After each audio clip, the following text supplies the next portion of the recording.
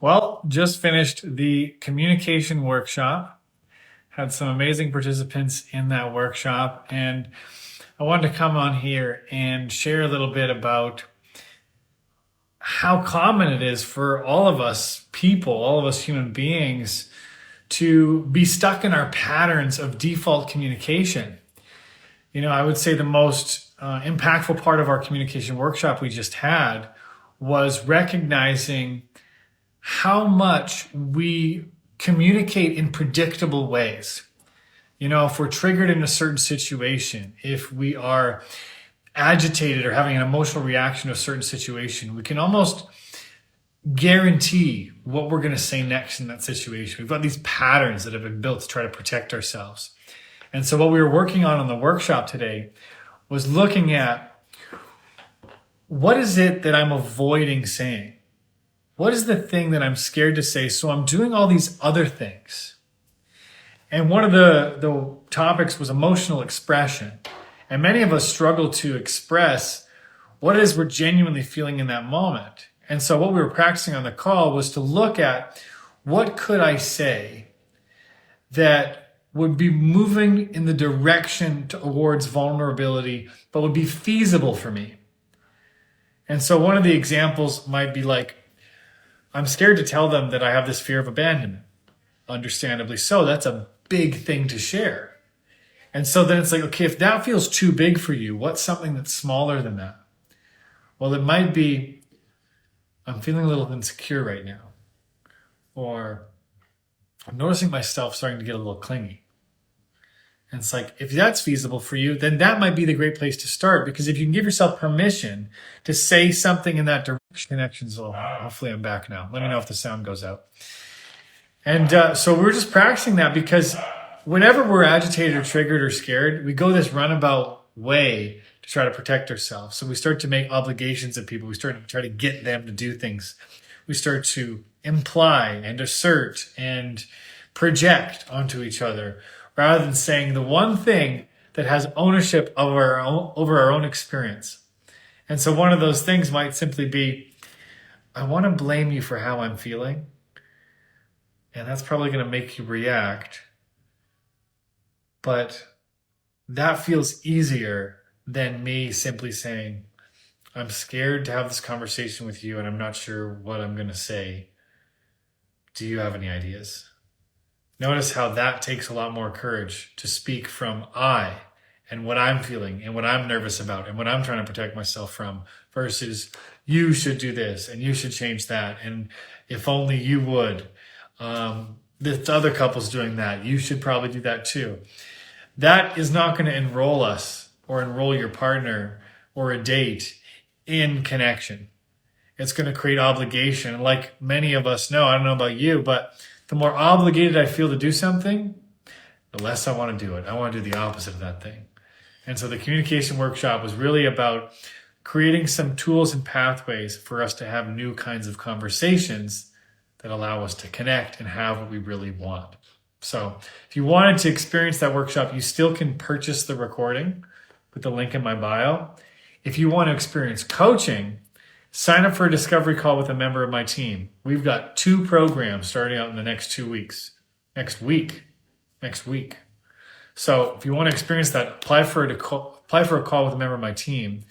You get to experience what coaching's like. You get to go through a couple exercises and you get to hear all the details of the program and sign up if it's a fit for you. So encourage that. And I'm just going to stay on here and do some Q&A. So if anybody's got some relationship questions, some aching things they're dealing with, some challenges towards communication, write in the chat or the question box, and I am happy to address. Who wants to share? Who's got a question? And as I'm waiting for the questions to pop in, it was just so cool to see people in the hot seat on today's call, going through wanting to do their predictable pattern of people pleasing or trying to figure things out, and then looking and feeling uncertain of where to go, but still looking, still giving themselves the opportunity to discover something new. If we want something new in our life, then we got to be in a new way. We got to take on something new. And it's normal for us to not know what that's going to look like one of the best things we can do is give ourselves permission to not know how. Because you're not supposed to know how to have something you've never had. And that's very freeing. So I don't see any questions, so I'll just hop off if there's no questions. But if anybody's got some questions, I'm happy to answer them. I'll stay on for another 30 seconds if a question pops up or not. And if not, I'll bid you good day. What are people dealing with? What's the challenge you got right now? What do you have a question about? Here to support you. Now's your chance. What has you follow this content? What scares you about relationships right now? What are you afraid to say? It's funny, a lot of this stuff, people watch my content and they go, oh, I feel like you're talking right to me, or I feel like you're in my head or reading my journal. And that's really because a lot of the stuff I share about is just human challenges. And most of the answers to our challenges are pretty obvious. They're just scary. And there's a lot that we're all trying to do, like these gurus online are trying to teach you. There's a lot we're trying to do to avoid the thing we know is the thing to do. It's just scarier. And if we would notice that and acknowledge that, we'd create a whole new power within ourselves. That's what I'm standing for. So, question, what is the psychology behind ghosting? What is the psychology behind ghosting? I don't look at it from a psychological perspective. I mean, if you want to look at like what's the behavior behind ghosting? Why do we ghost? Well, we hide behind the idea that I don't want to hurt someone's feelings. That's often why people justify ghosting. I don't want to tell them that I wasn't interested in them. That's bullshit. I think we actually ghost because I'm scared of how I'm going to feel if I was to tell you that I'm not interested in you. I'm scared of looking bad. And so it's easier for me to avoid that feeling by ghosting. And what will be the psychology behind that deeper is many of us were never taught how to actually communicate that we don't like somebody or that we don't want to move forward with something. Even a job, even like an obligation with a friend or a wedding or whatever. There's so many things that we avoid saying how we really feel. We're out of practice with that. So it's very easy for us to choose to avoid instead, to ghost, to disappear. I don't have to deal with that feeling. It also weakens our ability to be with people.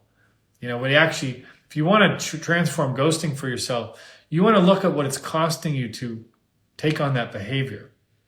Ghosting is really, you're teaching yourself to avoid communication, to avoid the discomfort of not having control. That's not a skill you want to have in the long run. And so if you can face that discomfort, you can actually really have a breakthrough in your conversations and do more of what you actually want to do. You don't have to pretend so much. It's very freeing. So yeah, Kyle or Kylese, not sure how to say your name. I'm in love with two people. It's painful. What's happening? I am an avoidant attachment. Being in love with two people is kind of like the perfect way to avoid, isn't it? If you're in love with two people, it's like, okay, great, then I don't have to commit to one. So your avoidant attachment's going to love that.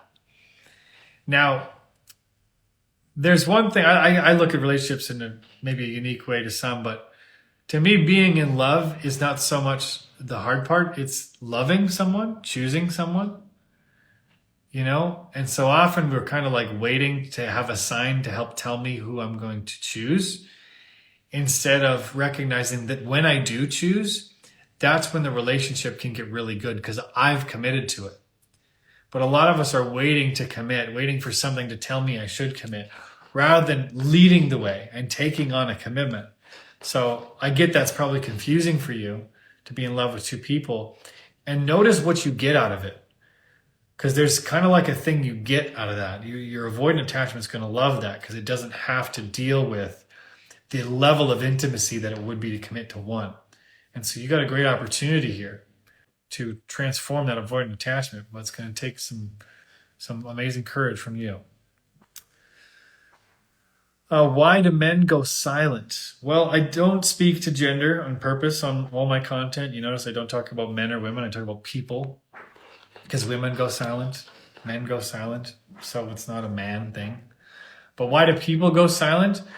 People go silent often as a protection mechanism because they're scared to share what it is that they're dealing with, or they don't know how. They're not actually sure how to deal with it. So it feels like the easiest thing to do or the best thing to do is to just avoid or stop talking, because they might have talked in the past and shared in the past and it went so poorly that now they've just learned that if I was to do this again, it's just too risky. I better just go silent. I better disappear. I can avoid the potential conflict or risk here. So it's very human. It's not a man thing, but it's just a protection mechanism. And so if you're with someone who often, goes silent, if you can create a space for them to show up even a little bit, not share a lot, but even share a little bit, that's going to be a win in their growth. And that can develop further from there. Just blocked my narcissistic ex. Was scared of how he will get angry and react to this. In my mind, I know it's the right thing to do, but how can I calm myself down? So scared to be a bad person. I got it. So I can hear you're choosing this for yourself, and it's a big deal that you're choosing this for you. And you're scared of their reaction. You feel like it might make you seem like a bad person. Yeah, well, it's kind of like what I was talking about before. Like, why do we ghost? Well, we do it because we don't have to look bad, right? And here you are. That's what your concern is. So you've got your attention on how you're perceived and what their reaction is. That's going to be a disempowering place to look. If my attention is on how I'm perceived and what someone else's reaction is going to be, who's left? Well, I'm leaving myself behind. I'm leaving how I feel behind. And so you want to put your attention on, and I can hear you saying it, this is the right thing to do. This is in line with what you're creating, right? And so you want to put your attention on that there might be some shrapnel, so to speak, some things flying around that are uncomfortable or challenging, but can you stay the course of trusting yourself here? And what would be possible for you if you trusted yourself with this? What would be possible for you? Like, focus on that part. Well, what are you creating by creating distance from this person? By creating a separation and a boundary here? What's your bigger intention? And continue to take actions that are aligned with that intention. That's going to have you feel better. But just notice that, like any of us, like every human being, we get tempted to guilt trip, to blame, to berate ourselves because it allows us to play smaller. To play big, to be a big person is a risky thing to do. You're at issue for something. You can be embarrassed and judge and lose, but to play small, you can avoid a lot of risk. So I get that you're playing big right now, and just notice that there's going to be those temptations, and it's okay. You don't want to judge yourself too much for it. You want to know that those judgments are going to come, and to see what you can forgive, see what you can let go of, even if it's just for a few minutes. That builds. I really believe in the power of momentum, and that if we give ourselves the opportunity to build momentum, like, we can improve very, very quickly. But often we don't give ourselves that opportunity because we're expecting such a huge transformation right away, or a perfect conversation. It's just too much pressure. So give yourself that momentum.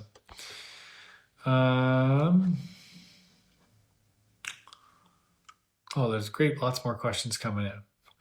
How do I handle a breakup from a complicated situationship where strong feelings were involved? Yeah, of course, right? If anyone who's in a situationship and has been hanging on, there was strong feelings involved. Otherwise, you would have left, right? So I get that. So how do you handle the breakup of it? Well, again, we come back to, like, where am I putting my attention? You cared about someone. One of the best things I think we can do is give ourselves permission for two truths. That gives a lot of freedom. So if you give yourself permission for the truth that I can care deeply about this person while also committing myself to being in a committed long-term relationship. I can care deeply about this person and have strong feelings while also recognizing that that kind of relationship wasn't okay for me. I can miss them, while also recognizing we're not a great fit and we have different visions for the future. That might give you some freedom there. And so I invite you to play with giving yourself two truths. And like I answered the last person's question, recognize that you're here to have something that's committed, that's long term, that actually is not a situationship. And you're taking actions that are in line with that. That's a win. I know it's scary and can feel lonely sometimes. And can you be the person that continues to take actions that are in line with what you want? We do that, you just win. Life works out. If we quit and give up on ourselves, then it definitely doesn't work out. The question is, can we practice staying the course and forgiving ourselves when we don't stay the course? I think that's huge. What if someone tells you they can't give you what you want and deserve, but he's only 21 and I'm 22, and I like him so much and I want to work through it, but he says he doesn't want me to settle for him? I mean, personally, when people say, I can't give you what you want, it's a sellout thing to say, because I get to decide what I want and who I give it to. No one tells me that question. Okay, so that's one thing, but you can't make him see that. That's his experience. So for you, you want to be careful. You said you're 22 years old. You want to be careful when getting yourself into a pattern of trying to convince someone to be with you. Okay? And so it's a really almost dangerous habit to get into. And it's very common of anxious attachers. And I used to do it. It's like, oh, okay, they're not really giving their all, but maybe I can compensate for that. Maybe I can do more to make the relationship work. Maybe you can. But now you've created a dynamic where you got to do all the work for this to even exist. That's going to get resentful and tiring. And so one of the best things we can all do is give ourselves permission to not try to convince someone to be with us. And there's a sweet spot of that because we don't want to get arrogant with it either. It's like, I'm not going to show you why we should be together, but I'm also not going to pretend I'm perfect. I got my shit too. So that's where I would just invite you to look, is like, what's the dynamic you want to create? I get the feelings are there, right? Here's the thing. This is why I'm a relationship coach. This is why I do this work, is because when we have such strong feelings, it's very easy for us to step over our own integrity. It's very easy for us to follow limiting beliefs and do things we don't really want to do because we're afraid. Not because of love, by the way, because we're afraid of missing out, or we're afraid we'll never have the connection again. My whole program and philosophy is based off of a principle that every choice we make comes from love or from fear. And you know what happens when you choose from fear: scarcity, uncertainty, worry, concern, doubt, overwhelm. Coming from love, possibility, courage, connection, aliveness, freedom. And so we want to look where our decision's coming from. Is it coming from fear or from love? And of course, this is where, courage is going to be a huge piece of it. Let's check the cash questions again.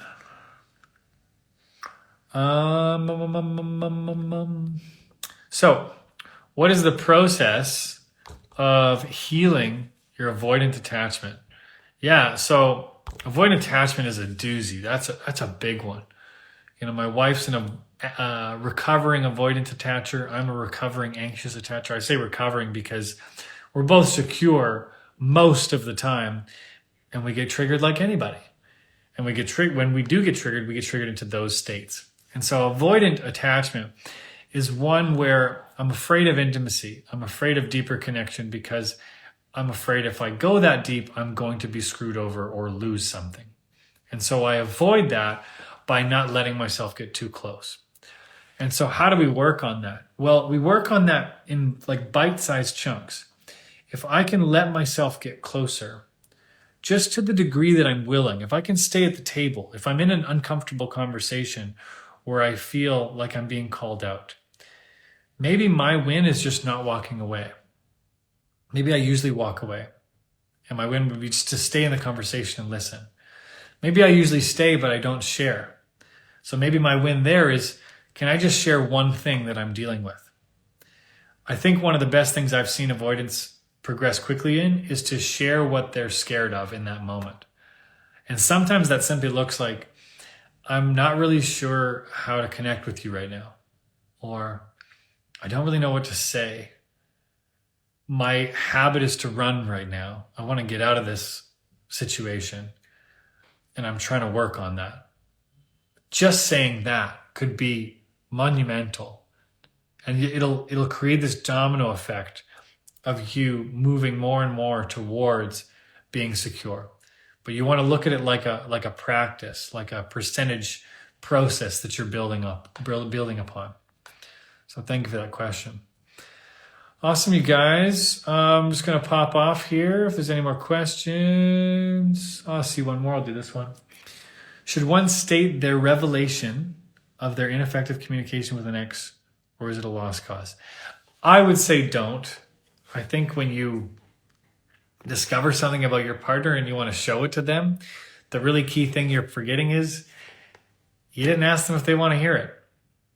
They might not be interested in that at all. You know, you're probably also doing it from a state of control. You want to put one on them or show them something. Showing someone anything about how they are acting without their permission is not going to go down well. You know, it's like unsolicited advice. Many of us don't even ask, can I give you some advice? Or can I share with you how this impacted me? We just go into it. This is how it impacted me. It's like you haven't set the stage to be heard. You haven't set the stage for clear communication. And so you got to set the stage first to see if that person's even open to hearing what you want to say. One of the best things we can do when someone doesn't listen to us is stop talking to them. You know, that's on us. If someone's not paying attention to what we're saying or they're not engaging with us and we're continuing, that's our fault. If we're trying to get someone to understand something and they're not interested in understanding what we're saying, that's on us. That's not on them. Because we're participating in something that doesn't even have a space for what we're out to create. So I wouldn't recommend sharing that revelation, although I know you're trying to come from a place of discovery. Best book on attachment theory is Attached by Amir Levine. Read Attached by Amir Levine. It is fantastic. And it's been a long one. So I'll hop off with you guys. And program coming up next week. If you want to find out about coaching, apply for a discovery call. Get a taste of it with a member of my team. We'll put you through some exercises, share details. If you want the recording of our workshop, go ahead. You can purchase that link in the bio. I got another workshop happening. It's whoever, depends where you are in the world, but it's going to be 12:30 p.m. Sunday, 12:30 p.m. Sunday, London time. London time. First time ever doing a European workshop. I want to give you guys something over in that part of the world, but that might not be none of you on here right now. So thank you guys for the questions. Sending you love wherever you are in the world with whatever you're dealing with, and really acknowledging you for being up for growth. It's a big deal. It matters. Keep it coming. Super necessary. Sending you love. Bye.